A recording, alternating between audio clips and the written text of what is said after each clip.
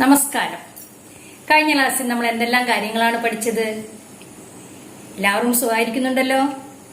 ഞാൻ പറഞ്ഞ കാര്യങ്ങൾ നിങ്ങൾ എല്ലാവരും എഴുതി പഠിക്കുകയും വായിച്ചു പഠിക്കുകയും ചെയ്തല്ലോ. നമ്മുടെ രണ്ടാമത്തെ പാഠത്തിന്റെ പേരെന്തായിരുന്നു? അത് നിങ്ങൾ എല്ലാവരും ഓർക്കുന്നുണ്ടോ? ദിനചര്യ. എഴുതിയതാരാണ്? പന്തളം കേരളവർമ്മ. പന്തളം കേരളവർമ്മ എഴുതിയ ദിനചര്യ എന്ന് പറയുന്ന കവിതയിൽ നമുക്ക് ഒരുപാട് ഉപദേശങ്ങൾ കവി തന്നിട്ടുണ്ട്. അതിൽ പ്രധാനമായിട്ട് ചെയ്യാൻ എന്താണ് ആവശ്യപ്പെട്ടത്? എല്ലാവരും നേരത്തെ എഴുന്നേൽക്കണം. എഴുന്നേറ്റ് കിടക്കയിൽ ഇരുന്നു കൊണ്ട് തന്നെ ഈശ്വരനെ പ്രാർത്ഥിക്കണം. കണ്ണടച്ചുള്ളിൽ പ്രാർത്ഥിക്കണമെന്നാണ് കവി നമ്മളോട് പറയുന്നത്. പിന്നെയോ, അച്ഛനും അമ്മയുമാണ് നമ്മുടെ കാണപ്പെട്ട ദൈവങ്ങളെന്ന് പറയുന്നു. ഇത്രയും ഭാഗം നിങ്ങൾക്ക് എല്ലാവർക്കും മനസ്സിലായോ? കവിതയിലെ ആദ്യത്തെ 4 വരി കാണാതെ എഴുതി പഠിക്കാനുള്ളതാണ്. ഇനി നമുക്ക് അടുത്ത വരികളൊന്ന് ചൊല്ലി നോക്കാം. ഒപ്പം ചൊല്ലണം. അമ്മയെ കാണണം, മുമ്പിൽ അച്ഛനെ തൊഴുതിടേണം, കാണുന്ന ദൈവമാണ് അച്ഛനമ്മമാരെന്നോർക്കണം. എന്താണ് ഈ കവിതയിലെ ആശയം? അമ്മയെ കാണണം, മുമ്പിൽ അച്ഛനെ തൊഴണം. നമ്മുടെ മുന്നിൽ കാണുന്ന ദൈവങ്ങളാണ് അച്ഛനും അമ്മയും. നമ്മൾ ഈശ്വരനെ പ്രാർത്ഥിക്കുന്നുണ്ട്, നമ്മൾ പല കാര്യങ്ങൾ ഈശ്വരനോട് ആവശ്യപ്പെടുന്നുണ്ട്. അതെല്ലാം നമുക്ക് സാധിപ്പിച്ചു തരുന്നത് ആരാണ്?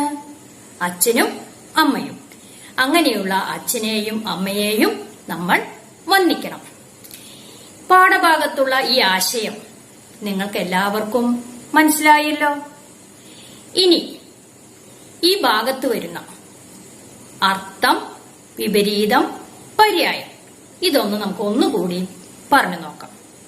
കഴിഞ്ഞ ക്ലാസ്സിൽ ഞാൻ ഇതെല്ലാം പറഞ്ഞതാണ്. നിങ്ങൾ എല്ലാവരും എഴുതിയെടുത്ത് പഠിച്ചു എന്ന് എനിക്ക് തോന്നുന്നു. അർത്ഥം പഠിക്കാൻ ആർക്കെങ്കിലും ബുദ്ധിമുട്ടുണ്ടെങ്കിൽ വളരെ എളുപ്പത്തിൽ മാം നമുക്ക് പറഞ്ഞു തരാം. എന്റെ കൂടെ നിങ്ങളും പറയണം. പുലരി എന്ന് പറഞ്ഞാൽ എന്താണ്? പ്രഭാതം. പുലരി, പ്രഭാതം. ദൈവം എന്ന് പറഞ്ഞാലോ? ഈശ്വരൻ. നമ്മൾ ഈശ്വരനെ കണ്ടിട്ടുണ്ടോ, ദൈവത്തെ കണ്ടിട്ടുണ്ടോ എന്ന് ചോദിക്കുമ്പോൾ നമുക്ക് മനസ്സിലായി. ദൈവം എന്നുള്ള പദത്തിന്റെ അർത്ഥമാണ് ഈശ്വരൻ. ഇനി എന്താണ് വിപരീത പദം? നിങ്ങൾ ഇംഗ്ലീഷിലേക്ക് ഓപ്പോസിറ്റ് പഠിക്കുന്നില്ലേ? അത് തന്നെയാണ് മലയാളത്തിൽ വിപരീത പദം. എതിർ പദം എന്നും അതിനെ പറയുന്നുണ്ട്. ഉണരുക, അതിന്റെ എതിരായിട്ട് എന്താ നമ്മൾ പറയാ? ഉറങ്ങുക. മുമ്പ് എന്നതിന്റെയോ? പിൻപ്. ഓർക്കുക, അതിന്റെ വിപരീതം എന്താണ്? മറക്കുക. ഇത്രയും ഭാഗം നിങ്ങൾക്ക് എല്ലാവർക്കും മനസ്സിലായല്ലോ. ഇനി എന്താണ് പര്യായം? പര്യായം എന്ന് പറഞ്ഞാല് ഒരേപോലെ അർത്ഥം വരുന്ന മറ്റു പദങ്ങൾ. അച്ഛൻ എന്നതിന്റെ പര്യായ പദം എന്താ? പിതാവ്, താതൻ. അമ്മ എന്നതിന്റെയോ? മാതാവ്, തായ. മുഖം, അതിന്റെ പര്യായം എന്താ? വദനം, ആനനം. അപ്പൊ 3 പര്യായ പദങ്ങളാണ് ഈ പാഠഭാഗത്ത് നിങ്ങൾക്ക് പഠിക്കാനായിട്ടുള്ളത്. ഇനി നിങ്ങൾക്ക് പഠിക്കാനായിട്ടുള്ളത് ചോദ്യോത്തരങ്ങളാണ്. ചോദ്യോത്തരം എന്ന് കേട്ടാൽ പേടിക്കൊന്നും വേണ്ട. നമ്മൾ പഠിച്ച പുതിയ പദങ്ങളിലും അർത്ഥത്തിലുമുള്ള വാക്കുകൾ തന്നെയാണ് ചോദ്യോത്തരമായിട്ട് എഴുതുന്നത്. നമ്മുടെ ഒന്നാമത്തെ ചോദ്യം ഞാൻ വായിക്കാം കേട്ടോ. എപ്പോഴാണ് ഉണരേണ്ടത്? ഇത് കേട്ടപ്പോ തന്നെ നിങ്ങൾക്ക് മനസ്സിലായി, ഉത്തരം നിങ്ങളുടെ മനസ്സിൽ കടന്നു വന്നു. എന്താ? എപ്പോഴാ ഉണരുന്ന പറഞ്ഞത്? പുലരും മുമ്പ്. ഒന്നാമത്തെ ചോദ്യത്തിന്റെ ഉത്തരം എന്താണ്? പുലരും മുമ്പാണ് ഉണരേണ്ടത്. ഇനി നമുക്ക് രണ്ടാമത്തെ ചോദ്യം ഒന്ന് വായിച്ചു നോക്കാം. ഉണർന്നാൽ ആദ്യം എന്ത് ചെയ്യണം? മനസ്സിലേക്ക് ഉത്തരം വന്നല്ലോ. എന്താ ചെയ്യേണ്ടത്? കണ്ണടച്ചുള്ളിൽ ഈശ്വരനെ പ്രാർത്ഥിക്കണം. ഉത്തരം ഒരു പ്രാവശ്യം കൂടി പറയാം. കണ്ണടച്ചുള്ളിൽ ഈശ്വരനെ പ്രാർത്ഥിക്കണം. ഇപ്പൊ 2 ഉത്തരവും നിങ്ങൾ പഠിച്ചുവല്ലോ. ഇനി ഒരു ഉത്തരം കൂടി നമുക്ക് പഠിക്കാനായിട്ടുണ്ട്. ചോദ്യം വായിക്കട്ടെ. നമ്മുടെ കവിതയുടെ പേരെന്താണ്? എല്ലാവർക്കും അറിയാം. ഒന്ന് പറഞ്ഞേ, ദിനചര്യ. നമ്മുടെ കവിതയുടെ പേരെന്താണ്? ദിനചര്യ. ദിനചര്യ എന്ന കവിത എഴുതിയതാരാണ്?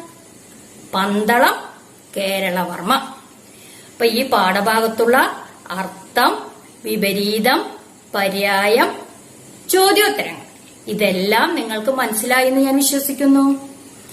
അതുപോലെ തന്നെ കവി നിങ്ങൾക്ക് ഈ പദ്യഭാഗത്ത് ഒരു ഉപദേശവും തരുന്നുണ്ട്.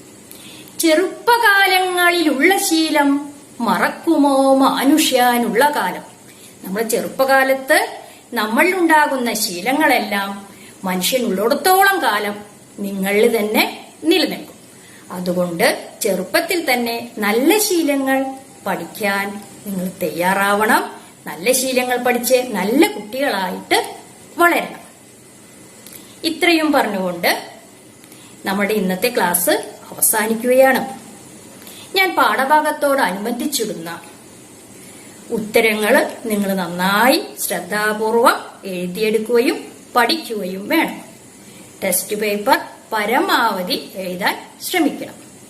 ഇനി അടുത്തൊരു പാഠവുമായി അടുത്ത ക്ലാസ്സിൽ കാണാം. നന്ദി.